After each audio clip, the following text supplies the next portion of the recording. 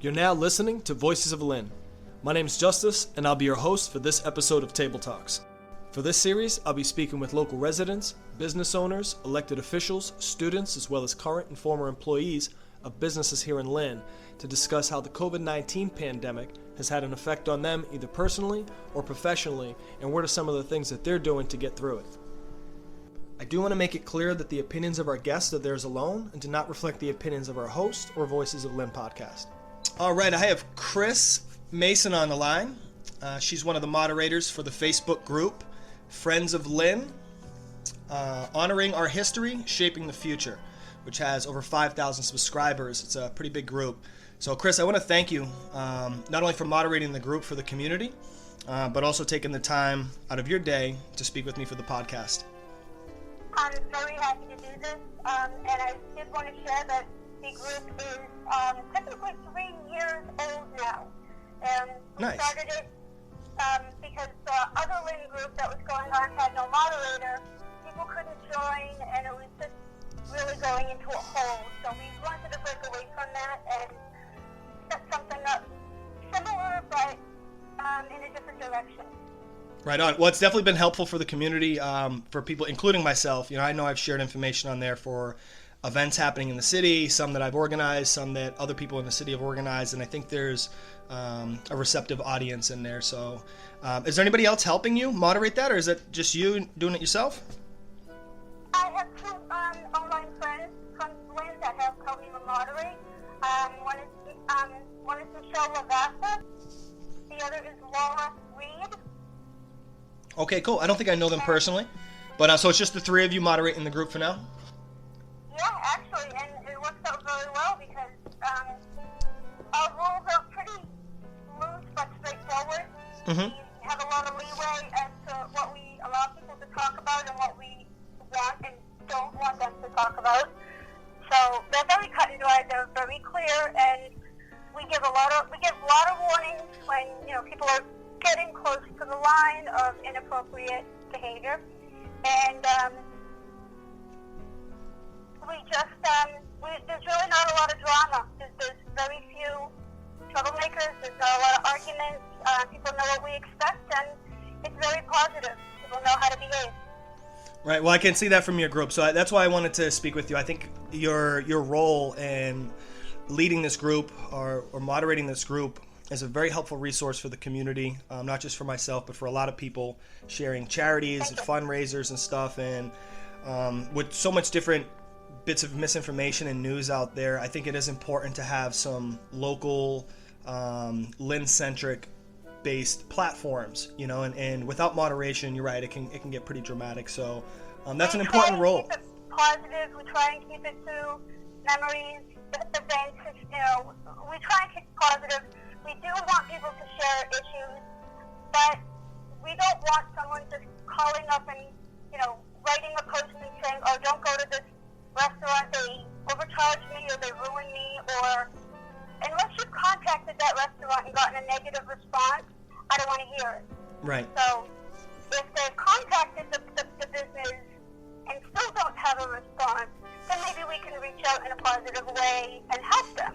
But I don't want it to just become a dumping ground of complaints. Right. And another thing that I don't allow, that I'm very strict on, is people that share pictures of others for negative purposes. For making fun of people, or, if you see this guy, let me know, he did this and this and this.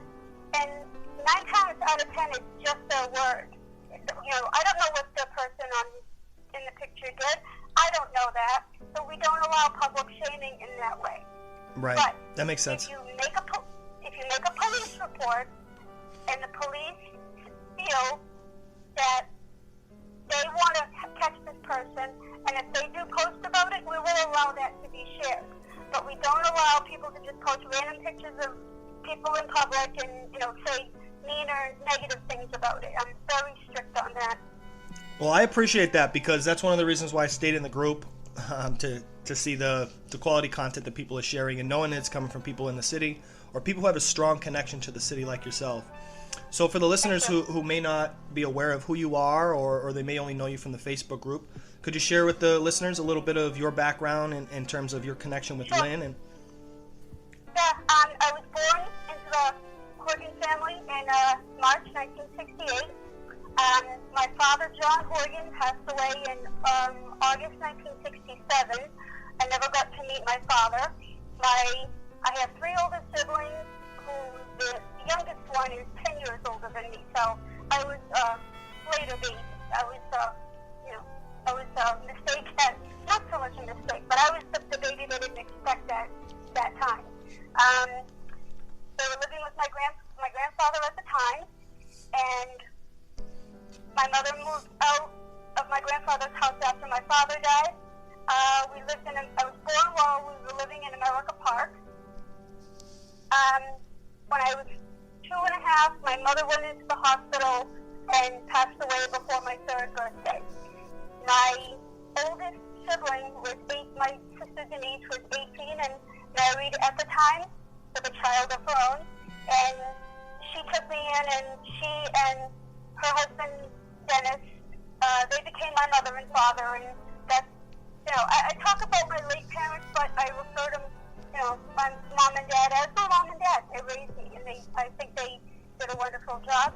I lost my mom that raised me, my sister, a couple years ago. It was I'm sorry to hear that. A very long battle with cancer, and we lost her in September 2018. As far as other personal things, my husband and I moved up to Kingston, New Hampshire at the end of 2002, actually. We were looking for a house in Lynn for a long time, anything on the North Shore.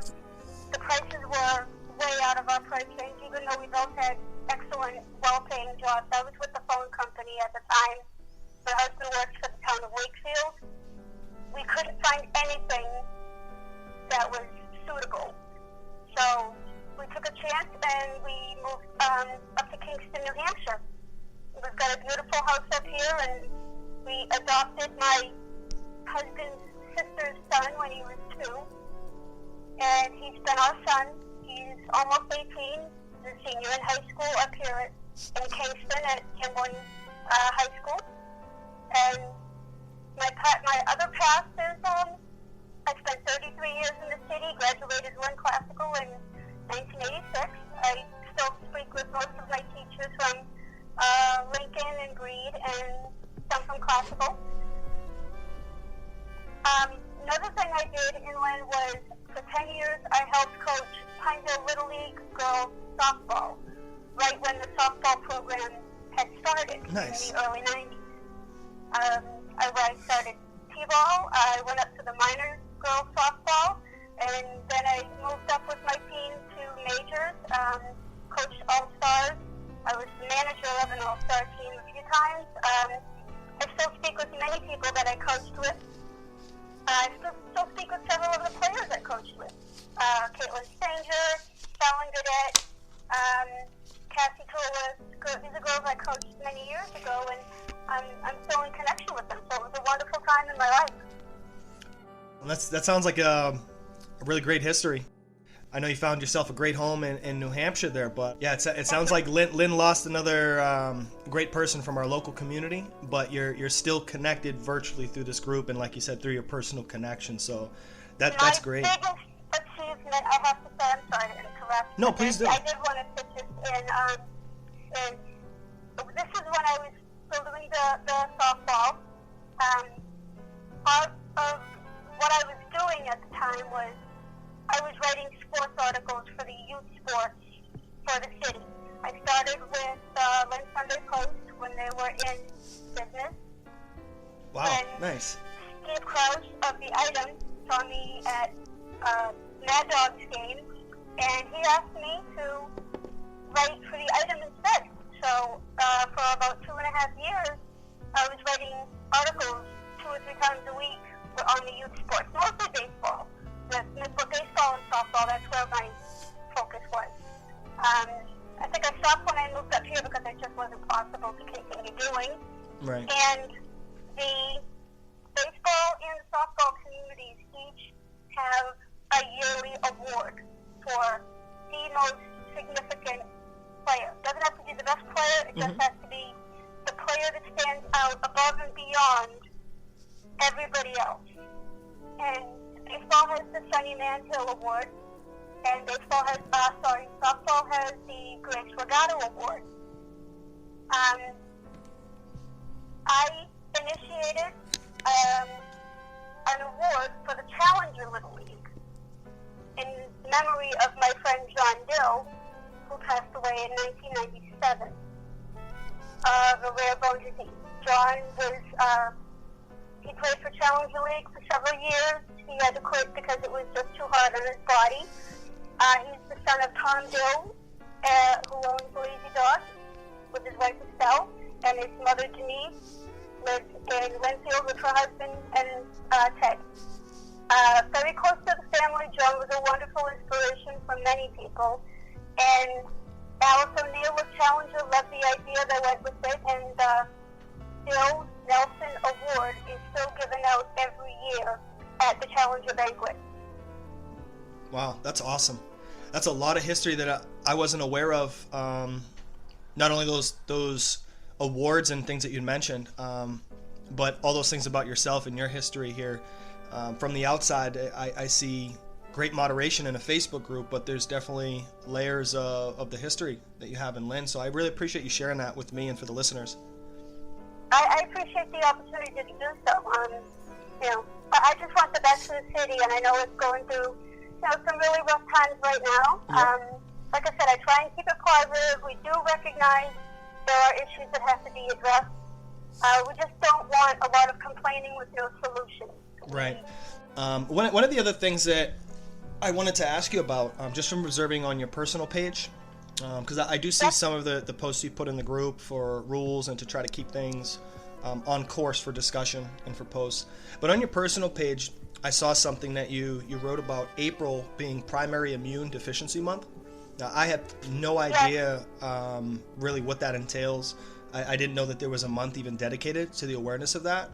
And you had asked people to share their story of someone that they know, and if people could share ideas on how to inform and educate people on the condition. So if you want to take this time to share some information about the condition and what this month represents for you and for people that you know going through it. I would love to, because it is so, it's so unknown. Nobody really knows about this. What happened was I had a car accident in March 2008 that made me very, very sick afterwards, and it took a year for them to find the injury that was making me sick. And it took a long time to recover from the injury, which I'm still suffering from to this day.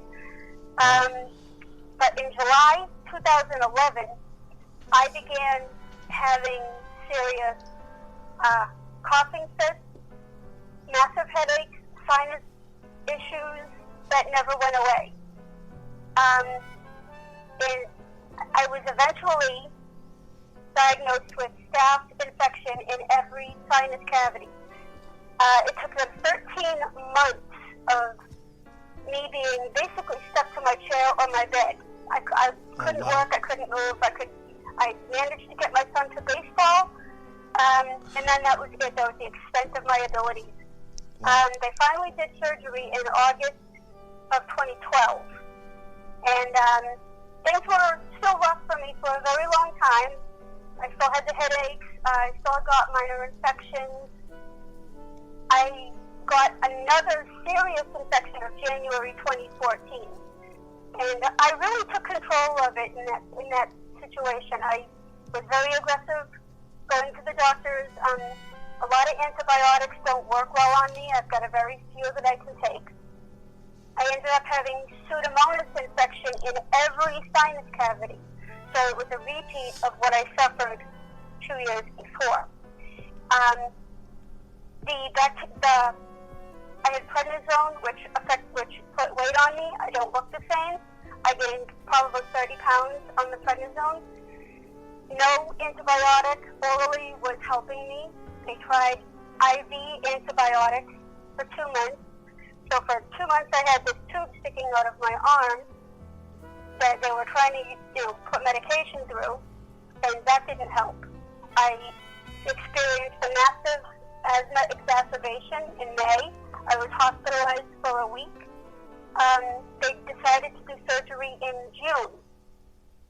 I wasn't still convinced that this was just something normal, so I went to an immunologist in North Andover. And I'm sorry, what was that?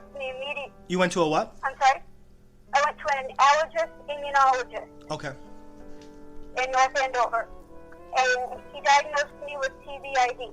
It's, my body does not provide antibodies to fight infection. It was something I was born with. Looking back on my childhood, I see signs of it, minor symptoms of it that we didn't know at the time. But what we think happened is the accident I was in a lot of people say trauma triggers this condition because a lot of people are not diagnosed until they're in their adults. And that's what happened with me. I was such a severe case that they pushed me through into Boston for approval for treatment. So I was pushed to the front of the line to get treatment.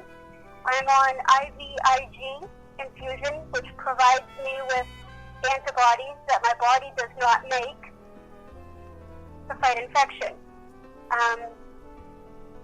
We get that from plasma donations.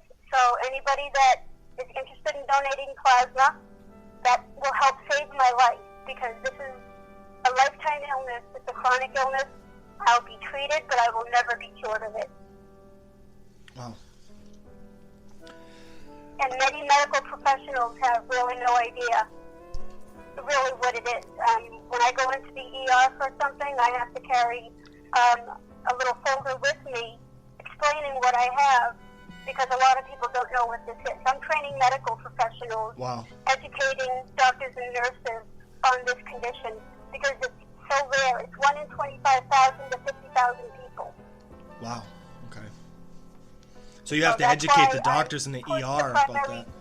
Yeah, I try and push the awareness just so people know. I mean, I was called, people thought I was faking it for a long time. They thought I was lazy. They thought it was in my head. I went through a really bad time for a long time with it until it was really diagnosed and taken seriously. Right. Well, I thank you for educating me on that and our listeners. And I'm very sorry that you had to go through that and people, disbelieving. I'm a fighter. Yeah, it won't beat me. I'm wrestling strong. It's not going to break me. I can hear it in your voice. That's amazing. That's very encouraging, I'm sure, for a lot of people too dealing with some issues, health, I have medical. a Facebook page for it as well. Yes, please. People wanted some info. Yep, share that. It's called A Tiger's Tale, a CVID Warriors Battle with a Chronic Illness. Okay. It's a public page. A lot of people are following right now. We try and provide articles and ideas and support for people that have it and for friends and family of those of people that have it. So they're aware of what it is and how debilitating that it can be to people because nobody knows about it. Right. Well, I'd be happy to share the link to that page that you mentioned in the description for this podcast, so that way anybody who's made aware of it, if they either want to donate plasma or support any other way or continue learning about it or educating others, that they'll be able to access it easily right from this podcast. Yeah, I do appreciate that. Like I said, this is and now with this horrible situation that the world is in right now, I'm basically housebound. I don't leave my house. I'm even on treatment. It only provides me with about 50 to 75% of protection that a healthy person would get.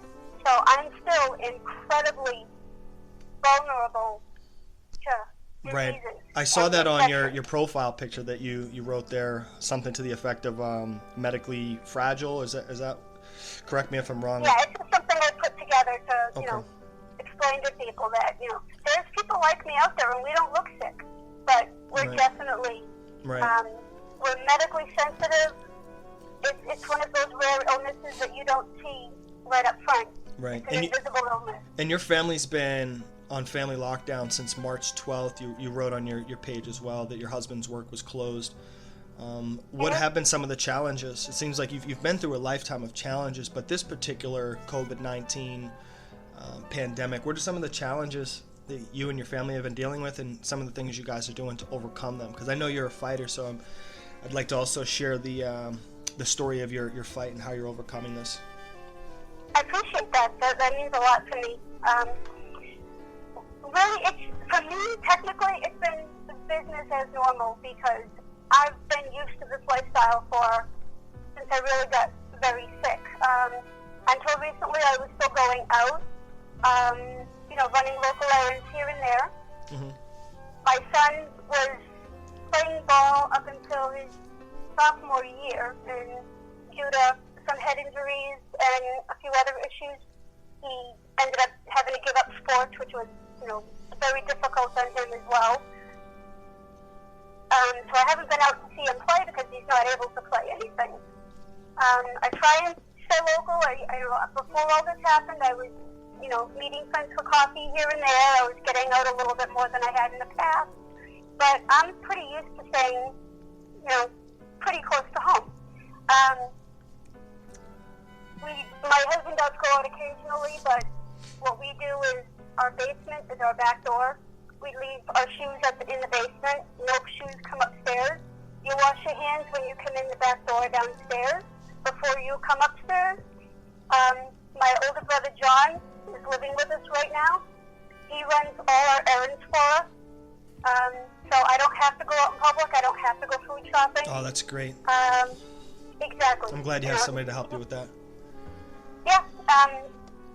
My son is still working at his job in a restaurant, but they've cut his hours back, which is, fine for now. He's been very helpful and supportive, and, if I say, look, you need to put your shoes downstairs, okay, Mom, I'll do that. Wash your hands before you come up, okay.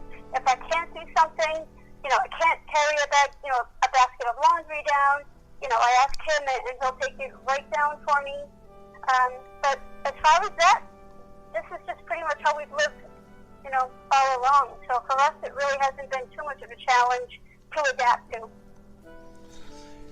Wow. So yeah, I think since you've had some practice and some experience in overcoming some of these challenges, I think that the wisdom you have from that experience could probably help a lot of other people, at least in gaining a sense of perspective that might help them deal with this. Yeah, I think some people are dealing with one of the things you mentioned in your other post about the panic that overcomes people, and I think sharing perspectives is one of the ways that could help people calm that. So I appreciate you sharing your perspective on that. I developed, the last few years with, dealing with my health. My grandfather passed away in September 2012. 3 weeks after my first surgery. I was very close to him. He was very involved in Lynn. So while being sick, I, lost the light of my life. Then to immediately have my mother, develop her illness and trying to help, figure out how as a family we would cope with that, and not being able to be around her as much as I could because of my own health. That was pretty upsetting.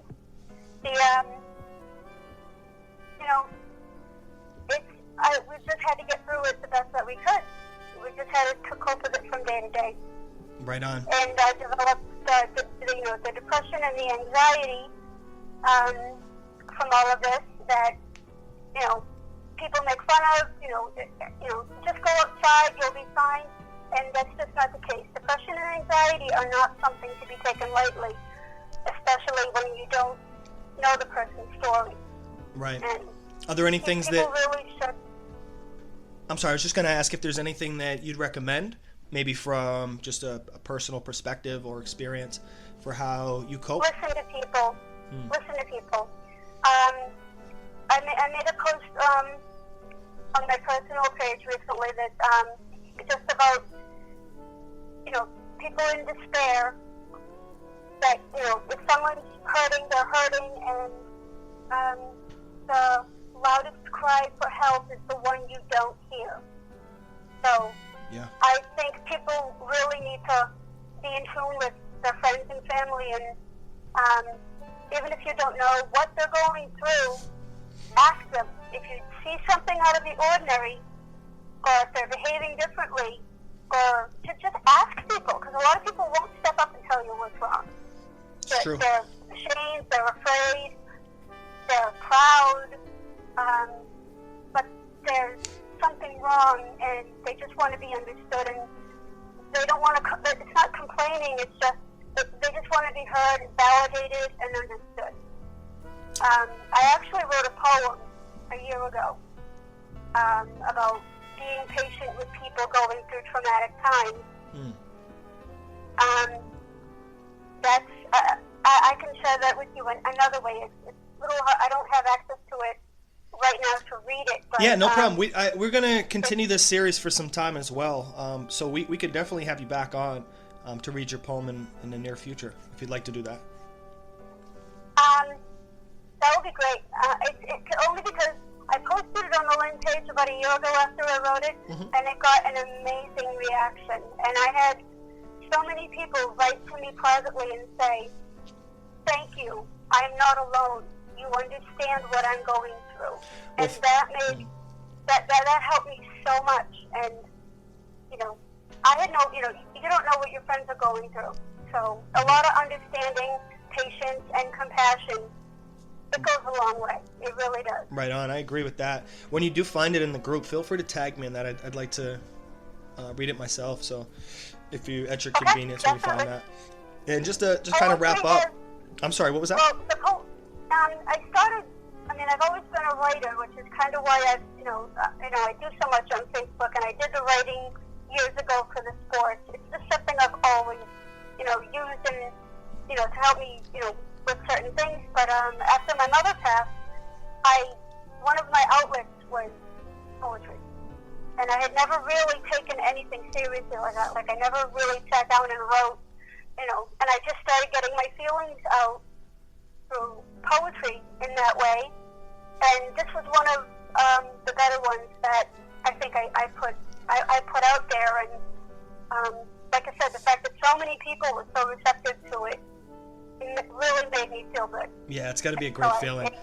It's a coping mechanism for me. So I believe it, and I'd actually I know a lot of poets. So after we get off the podcast, we get off the call, I'll connect you with a few poets that are moderators of some other groups, Facebook groups, and they also organize poetry events. I think it'd be a great bunch for you to share your poetry with and maybe connect with. Yeah, definitely. I've tried a couple in the Facebook groups, but a lot of people just put out for themselves. They don't really do a lot of feedback on other people's work. Yep. So it's kind of, you just don't know that it's getting noticed as much. Right. So well, I know some places that it would get noticed, and I'd be happy to point you in that direction after the call, because I think everything you're saying is right on point about the compassion, about people needing to ask, and some people don't have the gift of poetry. But hearing someone else's poem, I think, is a way for people who haven't tapped into their gifts yet to basically help them cope through it, because they can feel someone else relating to it if they don't know how to communicate it themselves. So that's really important. That's all I wanted. I can't do much outside the house. I'm fighting for SSDI right now. I can't work. So it's been a financial strain on us. Mm-hmm. My husband's been amazing and, really working very, very hard to, keep the family going. He's my rock, my husband David. He's done so much to help us get ahead and just keep us going. And that's awesome. Kris, I appreciate you sharing your experience and some of the history of you growing up in Lynn and the connection that you have still to this day with the city.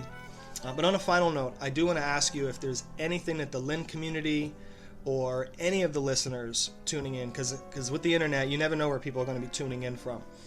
Is there anything that people can do to help you and your family through this time? Is there anything that you need? Right now, we're in a really stable situation. In fact, if anybody needs anything, I'd be willing to help anybody that is struggling at this point. That's the condition we're in right now. We're pretty stable. Okay. How about the plasma you mentioned earlier, plasma donation? Is that something you're still seeking, or just in general that would be? Plasma donations, yes. Every unit of IVIG that I get monthly, I'm on 40 grams of Gamma Guard once a month. The small bottles, it takes about 5 hours for my nurse to come to the house and infuse the medication into my body. She's a wonderful person. Her name's Beverly. I wanted to throw that out there. Shout out to Beverly. One treatment of my medication every month is $15,000. Wow. It's incredible, the cost. If we didn't have insurance, I don't know where I'd be right now. It's taken from plasma donations. It can take 50 to 100 different people donating to make just one treatment. Wow. And I had no idea. I'm on this for the rest of my life. I'm 52. I'm still relatively, young and still hoping to get, some sort of a life back outside again once this crisis is over. Right on. But there are people that... That's the right attitude. It's people need this medication to live. This is not just a, maintain anything. I mean, we lose people once a week on the support groups that so-and-so has passed away from this condition. Wow. Because of different reasons. So that's why the IVIG and the SCIG, which is when people do it into their skin, I prefer to do it directly into my veins intravenously. But people get this medication from plasma, and there's such a need out there for it because it helps us live, basically. Well, I didn't know that, and I'm sure a lot of listeners that will be tuning in will definitely learn something that didn't know that before. And anything I can do to help get that word out there for, getting your message out there, directing people towards your poetry, or even some... Thank you. Yeah, absolutely. I'd be happy to help with that. And I really appreciate your time, and... I appreciate you asking me. I think I'm so honored to be included in this. I'm happy to have you. I'm hoping this and I wish nothing but reaction. I wish nothing but the best for you, for your family, and Thank you. and here's to looking you towards the very future when you get to spend some more time outside the house again. I appreciate it. You have a wonderful day, and thank you again for giving me this chance to get my story out. You're welcome. You have a great day, Kris. Thank you. Be well. Bye.